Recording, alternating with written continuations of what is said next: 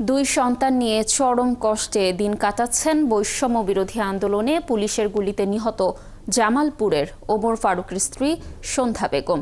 অন্যের দয়ায় চলছে তাদের বেঁচে থাকার লড়াই। এর মধ্যে আবার এক সন্তান অসুস্থ, কোনো চিকিৎসা হচ্ছে না তারও। এ পর্যন্ত পৌঁছায়নি সরকারি কোনো সহায়তাও। আনসারি সুমনের তথ্য ছবিতে প্রতিবেদন। জামালপুর সদরের ডেঙ্গারঘর গ্রামের ওমর ফারুক কাজ করতেন সাভারের একটি মুরগির দোকানে। শিয়া বাটার ও ভিটামিন ই সমৃদ্ধ lily glam beauty soap. Lily, always beautiful. বৈষম্য বিরোধী আন্দোলনের সময় 20 জুলাই দুপুরে সাভারের রাজ্জাক সুপার মার্কেটের সামনে গুলিবিদ্ধ হন তিনি। গুরুতর আহত ফারুককে সেদিন হাসপাতালে নেওয়া হলেও বাঁচানো যায়নি। সংসারের একমাত্র উপার্জনক্ষম ব্যক্তিকে হারিয়ে দিশেহারা ফারুকের স্ত্রী সন্ধ্যা বেগম। পঞ্চম শ্রেণী পড়ুয়া অসুস্থ ছেলে আর অবুঝ কন্যা শিশুকে নিয়ে পার করছেন ভয়াবহ আর অভুক্ত দিন।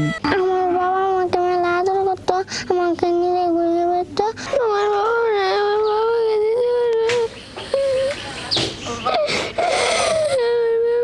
কিভাবে ব্যবস্থা করে লাগবে, কি ডাক্তার আমরা তো পাইতেছি না, করতে পারতেছি না। আমরা তাকে কোনো উপকার করতে পারি না।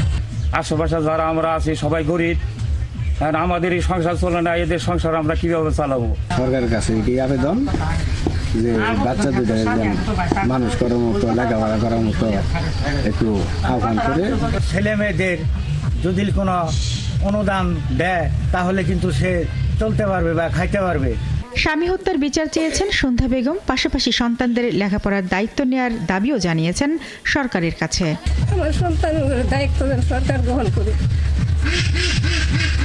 আমার স্বামী হত্যার বিচার চাই।